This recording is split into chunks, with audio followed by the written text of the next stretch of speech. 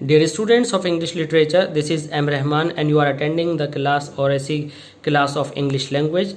And today our topic is The Merchant of Venice, that is written by William Shakespeare. Students, you have gone through Act 1, Scene 1st, 2nd and 3rd. Now we are going to begin with Act 2nd, Scene 1st. Act 2nd, Scene 1st opens in the Portia's house. The three cascades are there in the room. The sound of cornet, a kind of bugle, announces the entry of the Prince of Morocco. Students, this lecture is in Hindi, so I will go through in Hindi. ये scene Portia के मकान में खुलता है और Portia का मकान जैसे ही दिखाया जाता है आप सुनते हैं कि बिगुल की कोरोनेट की साउंड्स वहाँ पर बजती है और इस तरह से प्रिंस ऑफ मोरक्को के आगमन का पता चलता है। प्रिंस ऑफ मोरक्को अंदर एंट्री करते हैं, उनके साथ उनके नौकर और उनके सर्वेंट्स अटेंडेंट्स हैं और पोर्शिया अपनी नौकरानी नेरिसा के साथ है और पोर्शिया के अटेंडेंट्स उसके रूम में हैं। ये प्रिंस ऑफ मोरक्को डार्क काले रंग के हैं। इनका जो कलर है वह कॉम्प्लेक्शन ब्लैक है। वह पोर्शिया से कहते हैं कि उनको आप किसी भी तरह से उनके कलर को देखकर, उनकी त्वचा के रंग को देख कर के जज ना करें। उनकी रगों में भी वही शाही लाल रंग का खून दौड़ता है जो किसी की भी रगों के अंदर दौड़ता है। उनके काले रंग को देख कर के वे किसी भी तरह से कोई गलत निर्णय ना दें। वह ये शेखी मारते हैं कि उनके इस रॉयल खून के ऊपर उनके देश की जितनी भी कुंवारियां हैं वह उन पर बहुत मरती हैं और वह तो शादी कर लेते, लेकिन उन्हें पोर्शिया इतनी पसंद है जिसकी वजह से वे यहाँ तक आए हैं। पोर्शिया उन्हें बताती हैं बिना इमोशनल हुए कि आपको मेरे को चुनना इस बात पर निर्भर करता है कि आप वह कैस्केड चुनें जिसमें मेरा पोर्ट्रेट निकले और ये चुनने की प्रक्रिया खाने के बाद भोजन के तत्पश्चात की जाएगी। आप जब तक भोजन लें और उसके बाद फिर अपने लक को ट्राई करने के लिए यहाँ पर आएँ। स्टूडेंट्स, हम यहाँ पर देखते हैं कि पोर्शिया बिल्कुल भी इमोशनल नहीं है, वो रीज़नेबल हैं, वो तर्क से काम लेती हैं और उस प्रिंस को ये रियलाइज़ करा देती हैं कि अगर सही कैस्केड चुनी जाएगी तो ही पोर्शिया को पाना आसान होगा, वरना नहीं। स्टूडेंट्स, इससे पहले कि हम सीन सेकंड शुरू करें आपको बता दें कि एक्ट 1 सीन सेकंड में हमने आपको ये टीच किया था कि कई सारी कंडीशंस थीं इस कैस्केड को खोलने में। पहली तो ये थी कि यदि कोई कैस्केड खोली जाती है तो वह कोई भी कैस्केड खोली जाती है तो सही कैस्केड वह कैस्केड मानी जाएगी जिसके अंदर पोर्शिया की तस्वीर निकले। दूसरे, अगर गलत कैस्केड खोली गई या गलती से उसके अंदर पोर्शिया की तस्वीर नहीं निकली तो उस प्रिंस को वहाँ से तुरंत जाना होगा। दूसरी कंडीशन थी कि उसको दोबारा पोर्शिया को दूसरी कैस्केड खोलने के लिए मजबूर नहीं करना होगा। और तीसरी बात यह थी कि यह राज बाहर जाकर किसी को नहीं बताना होगा। और चौथी सबसे बड़ी बात यह थी कि उसे आजीवन बिना शादी के रहना होगा। आइए अब जानते हैं सीन सेकंड। सीन सेकंड के अंदर स्टूडेंट्स जो सीन खुलता है हम देखते हैं कि ये वेनिस की एक गली है और वेनिस की इस गली के अंदर आप एक नए कैरेक्टर से मिलते हैं जिसका नाम लॉन्सलॉट गोबो है। लॉन्सलॉट गोबो ग्रीडी शाइलॉक, लालची शाइलॉक का नौकर है। वह अपने मालिक के कंजूसी, धूर्तता, मक्कारी और कमीनेपन से परेशान है।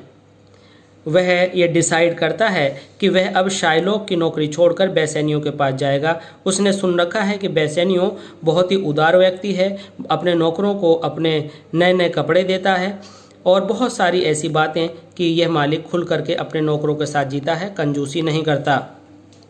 हम यहाँ पर लॉन्सलॉट गोबो को ये सब बातें करते हुए सुनते हैं और वह कहता है कि उसके अंदर का राक्षस उसे ये परमिशन देता है, उसे ये सजेशन देता है कि वह अपने पुराने मालिक के पास से भाग जाए और he hopes that his conscience will also help him run away.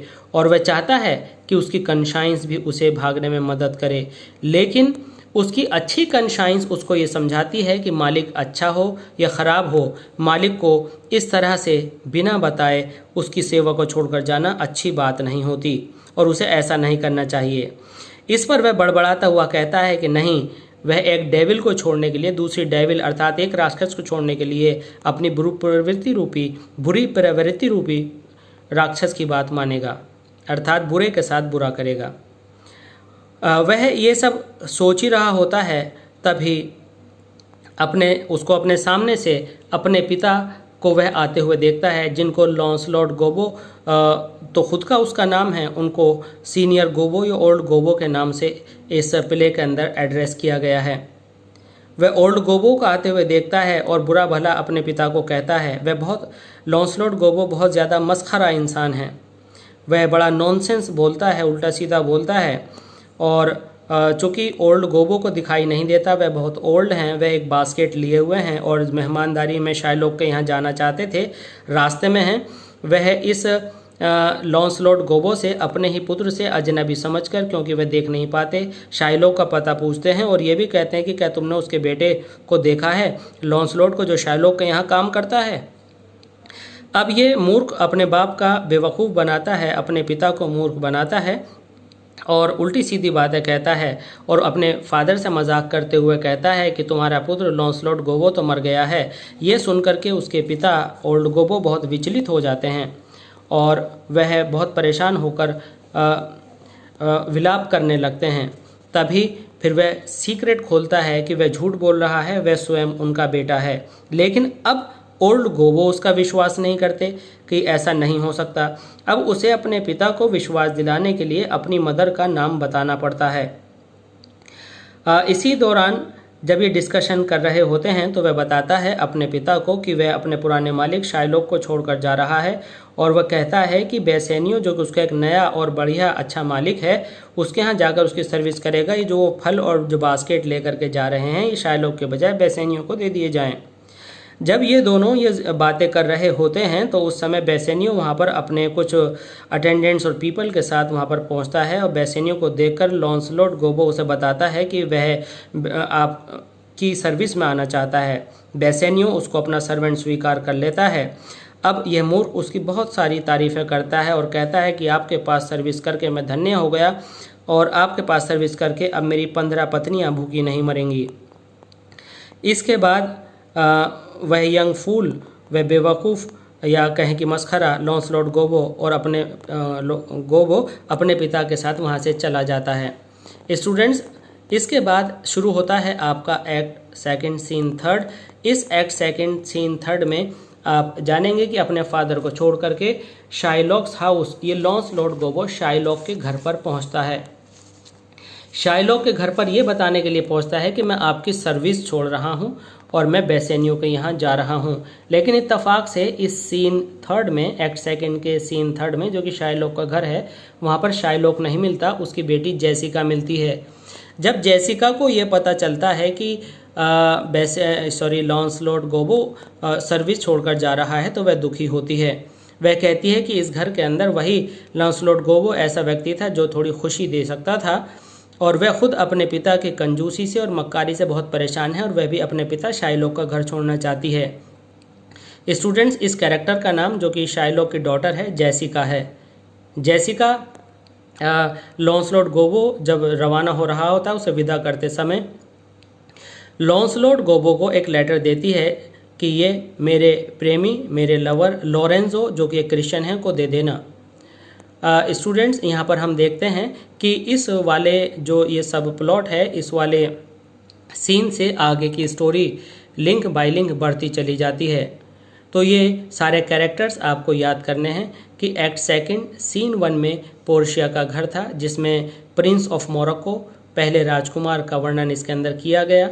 उसके बाद एक्ट सेकंड सीन सेकंड में स्ट्रीट ऑफ वेनिस में लॉन्सलॉट गोबो, सीनियर गोबो से उसको बेसेनियो को जोड़ा गया।